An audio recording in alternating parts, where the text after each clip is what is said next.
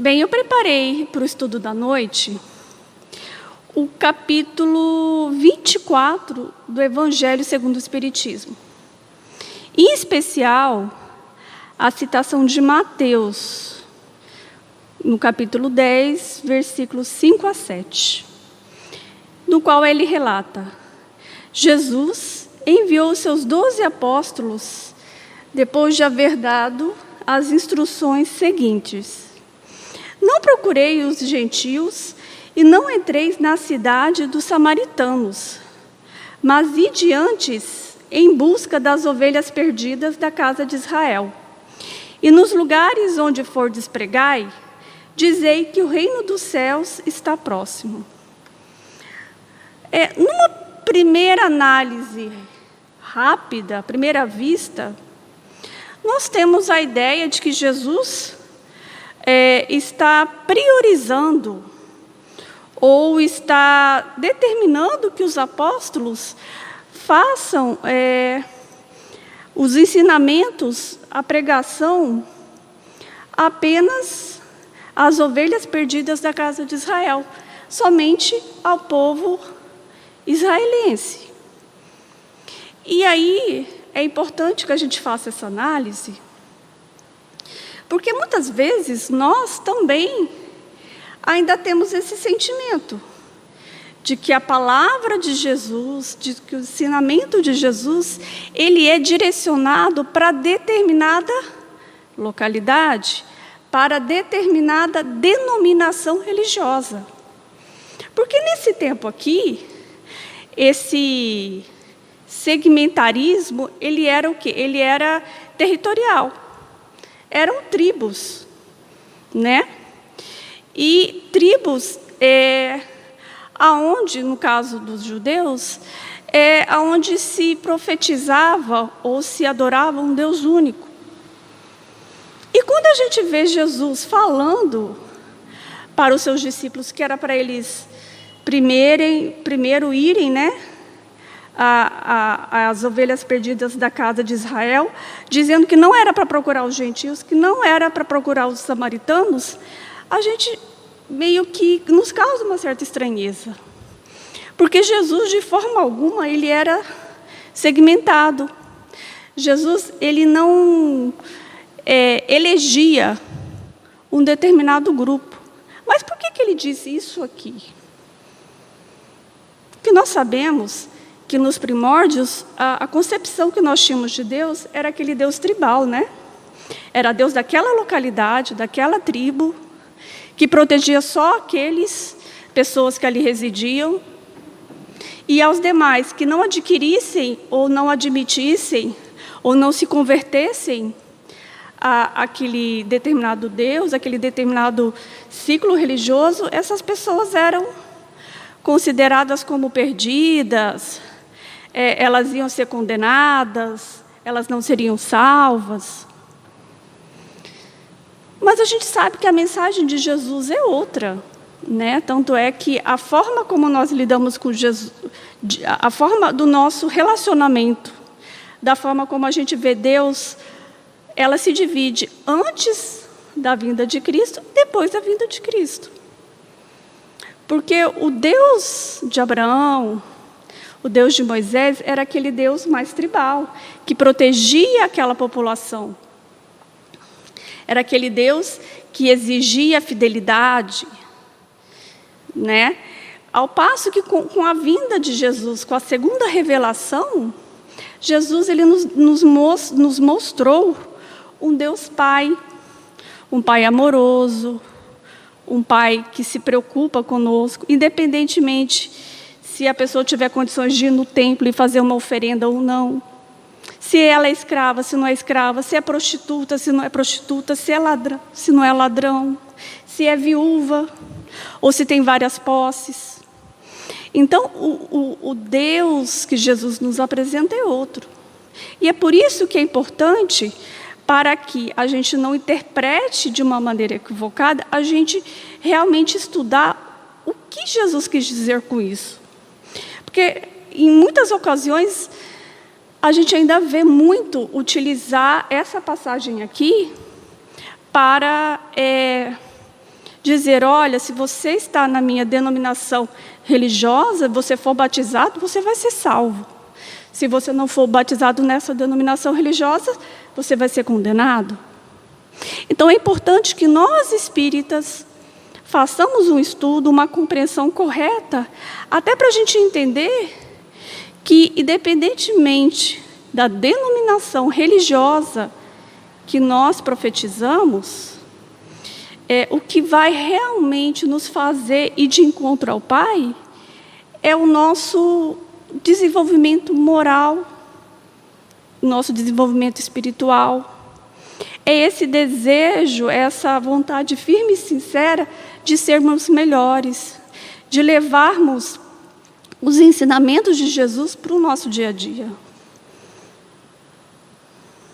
O Mestre jamais recomendou qualquer espécie de discriminação. Jesus não discriminava. Todas aquelas pessoas que fossem procurar ele sempre tinha uma palavra de consolo, ele tinha algo que tocava a vida das pessoas e fazia com que as pessoas mudassem, se curassem de moléstias espirituais, morais, físicas. Então a gente percebe que Jesus não tinha discriminação. Por parte dos seus discípulos, o Mestre jamais recomendou qualquer espécie de discriminação por parte dos seus discípulos, quando fossem pregar as verdades eternas dos evangelhos. Na recomendação acima, ele disse, ides antes as ovelhas perdidas da casa de Israel.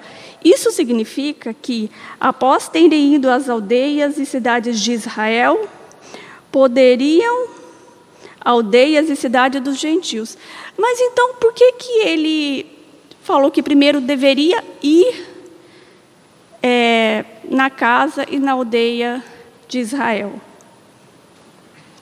À primeira vista, parece que essas palavras de Jesus encerram os sentimentos de intolerância e menosprezo por determinados agrupamentos humanos, e o trecho acima do Evangelho de Jesus deve ter servido no passado para justificar perseguições e severos movimentos de repressão contra minorias religiosas.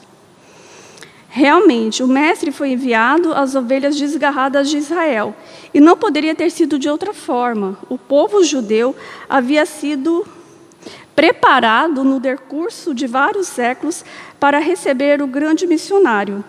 O esforço no sentido de se manter uma estrutura monoteísta no arcabouço religioso do povo hebraico havia custado lágrimas, longos cativeiros, dores e até a morte. Graças ao empenho dos antigos profetas e dos outros grandes missionários que habitaram a terra, Israel era a única nação que estava preparada para receber o Messias, para que em seu solo ele desempenhasse sua fulgurante missão de paz e de luz. Então, na verdade, foi escolhido esse primeiro povo para receber Jesus e para receber os ensinamentos de Jesus, e esse povo ele foi preparado durante todos os séculos que antecederam a vinda de Jesus. Então vieram o quê? Vieram missionários antes de Jesus, líderes religiosos antes de Jesus, que fizeram com que esse povo fosse monoteísta, ou seja, que adorasse um único Deus.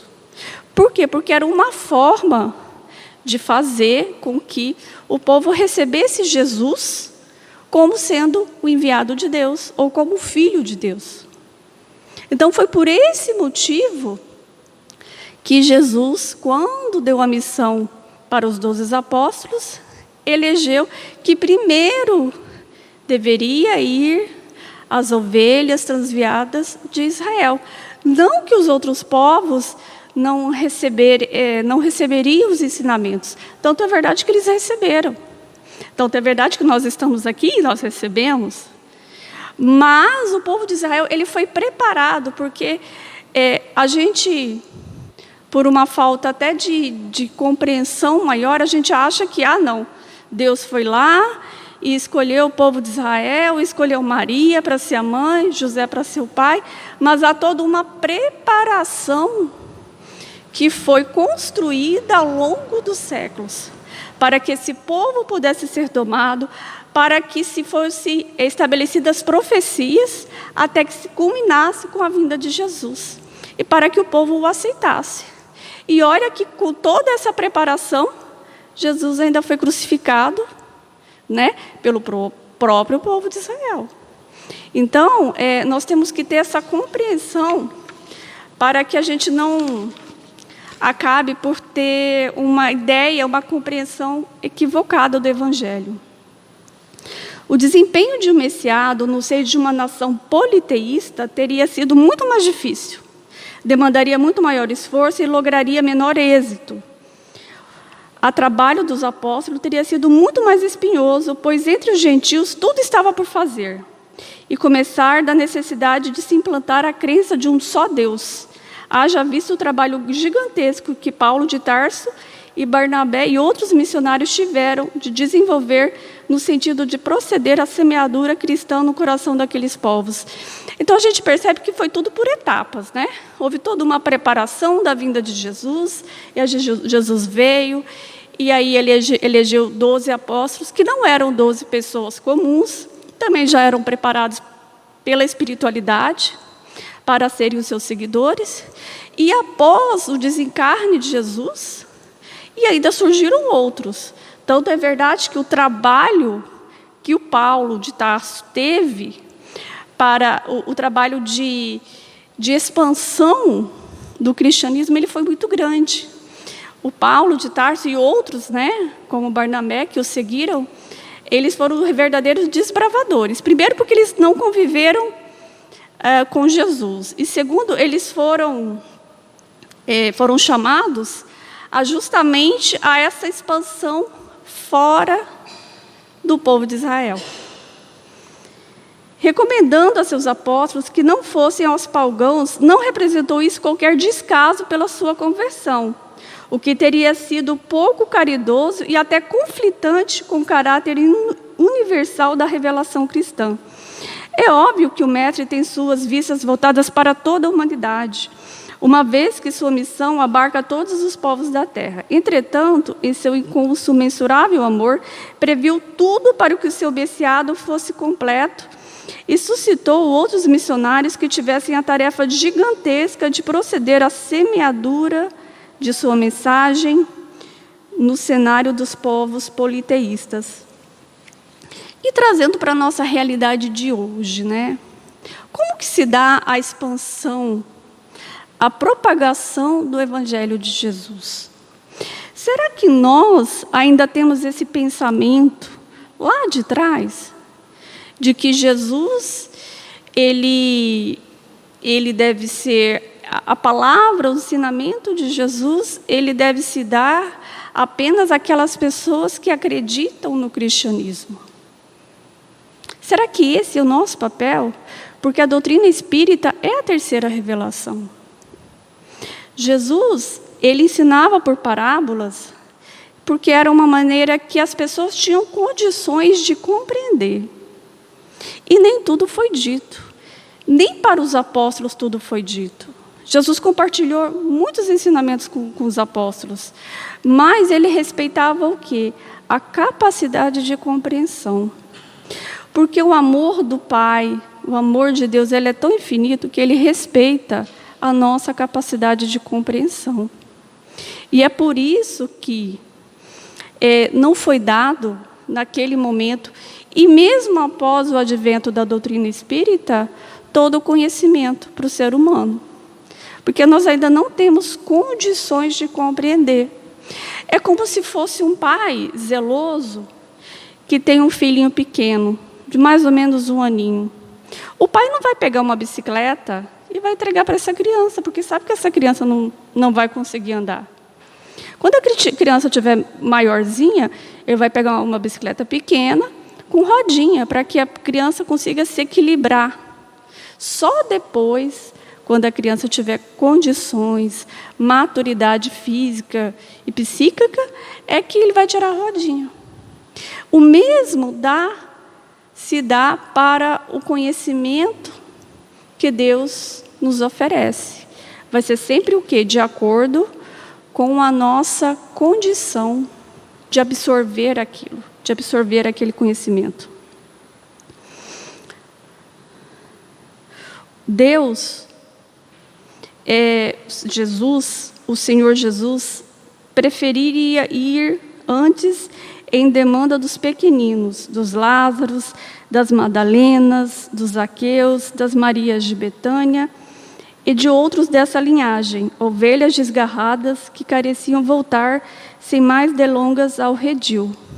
O que isso quer dizer? Que, na verdade, por mais que as pessoas profetizem determinada fé, seja cristã, seja de outra denominação religiosa, existe também um momento de cada um, o momento espiritual de cada um. E isso é construído ao longo da nossa história. E nós que somos espíritas, que temos firme convicção na reencarnação, compreendemos isso melhor do que ninguém. Porque o momento em que você resolve abrir seu coração, é tomado pela vontade de compreender, de estudar o Evangelho de Jesus, ele se dá de maneira diferente, em pontos diferentes para cada um de nós. No caso aqui, o exemplo que Jesus deu, Maria Madalena, era uma mulher judia? Era, mas era uma mulher judia que não tinha uma boa fama. Ela era considerada como uma prostituta. Era uma mulher muito sofrida, apesar de ser muito bonita, de possuir muitos bens materiais, ela não era feliz. Por quê? Porque aquele sentimento, aquele desejo de preencher o seu coração por algo que ela nem mesmo sabia o que era, ela só o teve com o encontro com Jesus. E cada um de nós, quando nós abraçamos a doutrina espírita, seja no berço ou seja na vida adulta, nós tivemos esse momento. Esse momento em que o nosso coração ele começou a se questionar e a querer algo que preenchesse, que pudesse explicar o porquê que nós estamos aqui, o que nós viemos fazer, porquê das nossas dificuldades, dos nossos sofrimentos, o porquê dos nossos companheiros de jornada. Então, cada um tem o seu momento. E Deus respeita esse momento. E nós, espíritas, também devemos respeitar esse momento. Porque muitas vezes, quando a gente descobre a doutrina espírita e começa a estudar, a gente fica empolgado, porque é como se algo desvendasse, como os nossos olhos, eles abrissem para uma imensidão de conhecimento, né, que vai nos confortar, que vai fazer com que a gente compreenda o nosso papel no universo. E muitas vezes nessa situação, nesse desejo que as pessoas que também estão do nosso lado também abracem a doutrina espírita, se sintam mais próximos de Deus, a gente fica nessa ânsia, né, de querer doutrinar a pessoa, de querer fazer com que a pessoa se converta. Então, nós também devemos seguir o exemplo de Jesus, que pediu para que ficasse os gentios e os samaritanos por um segundo momento, para quando eles estivessem já preparados. Nós também temos que ter essa sensibilidade para com os nossos companheiros de jornada, os nossos familiares, né?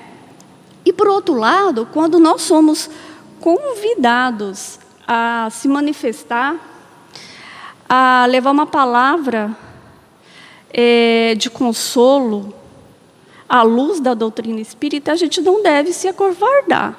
Porque, às vezes, a gente se sente mesmo, dependendo do ambiente que a gente está, nós somos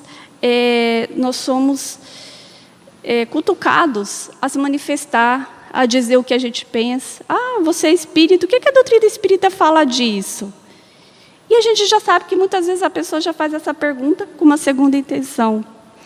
Mas o que Jesus nos diz e que Kardec nos ensina é que nós devemos sim, nesses momentos, darmos o nosso depoimento, falar qual que é a nossa opinião, ou o que a doutrina espírita nos ensina, porque, de repente, é justamente esse momento que Deus, essa oportunidade que Deus está dando, de repente não é nem de conversão, mas é uma sementinha que está sendo plantada. Que, com certeza, quem faz algum questionamento para nós e já pergunta o que a doutrina espírita diz sobre determinado assunto, é porque ela ainda não tem uma convicção formada. Então, é importante o quê? Que a gente, enquanto espírita, a gente realmente possa esclarecer, possa dizer, né, o que essa doutrina tão maravilhosa e tão salvadora, consoladora nos ajuda, porque, de repente, é uma sementinha que você está plantando.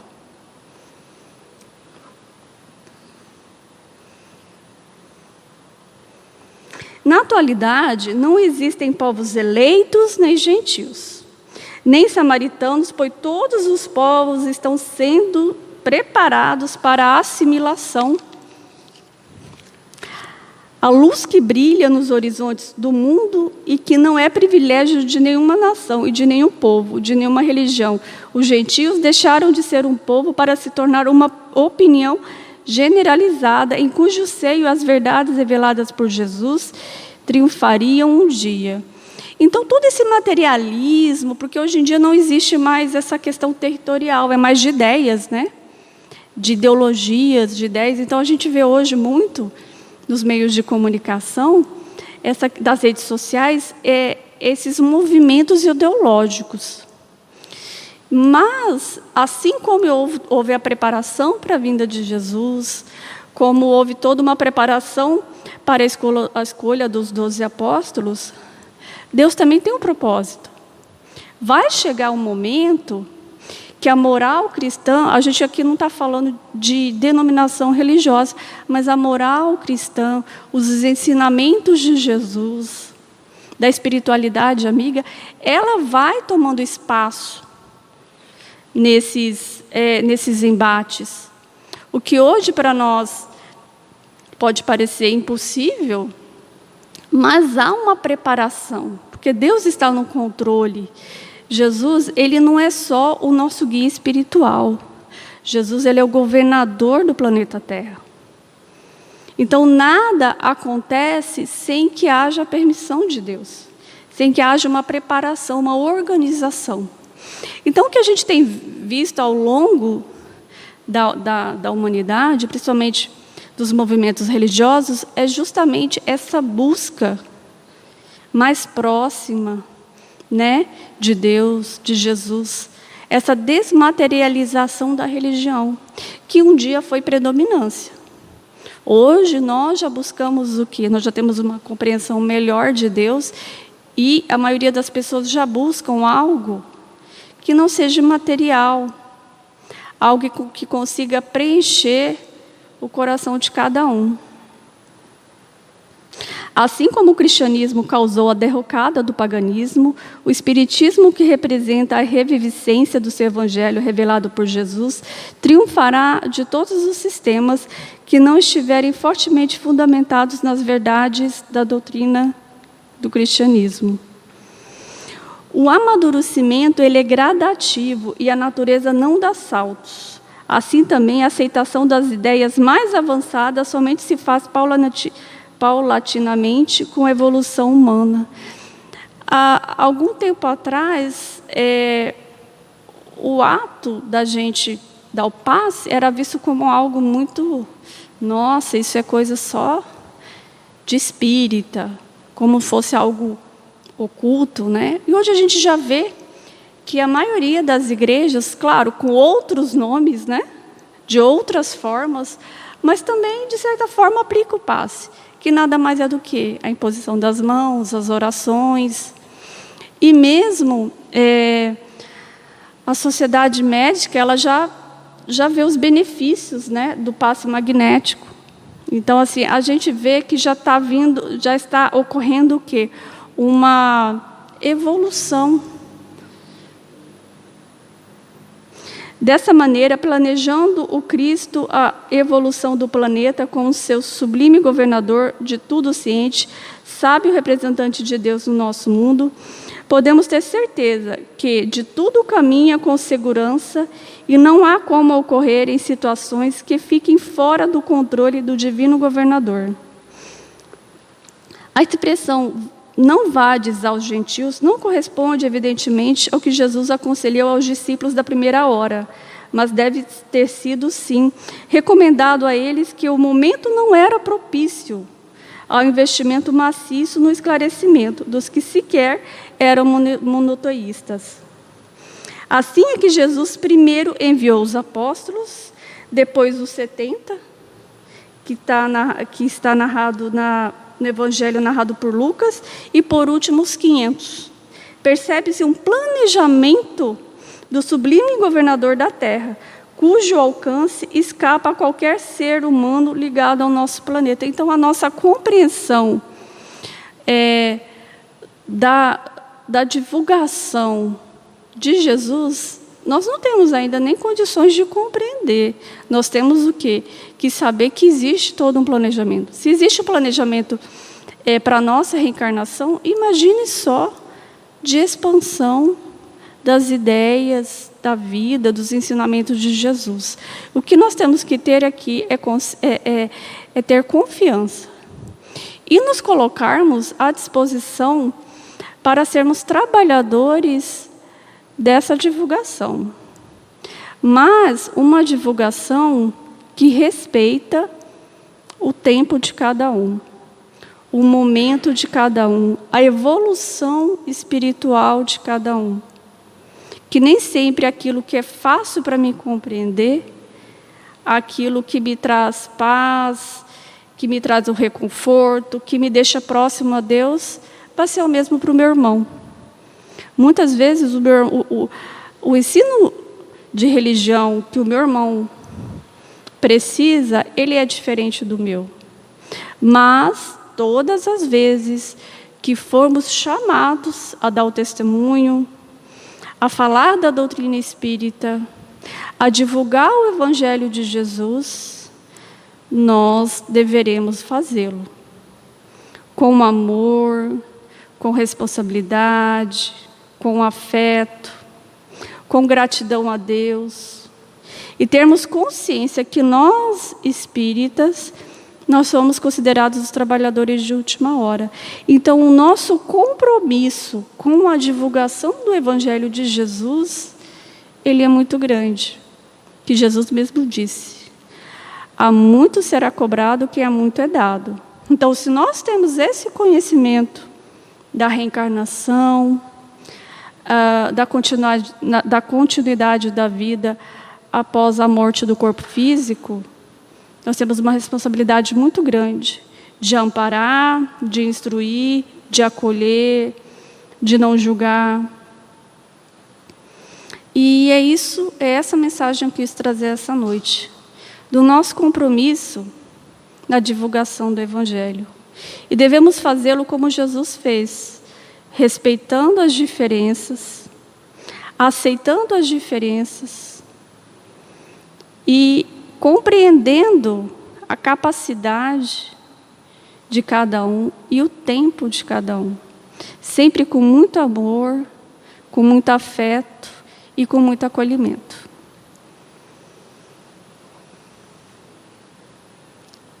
Então, nós vamos encerrar. Fazemos a oração de encerramento, antes do passe.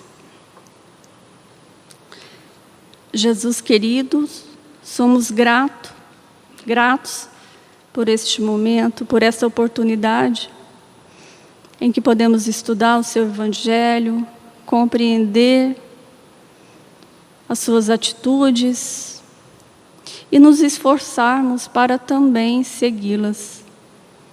Que possamos amar o nosso próximo, independentemente da sua religião, da sua denominação territorial ou religiosa, que saibamos compreender as nossas diferenças, mesmo daqueles que nos são tão próximos. Que o Senhor nos ajude a clarear o melhor caminho a seguir, que o Senhor possa nos abençoar esta casa, e nos ajudar nesse momento de dificuldade. Que o Senhor esteja sempre presente em nossos corações, que assim seja.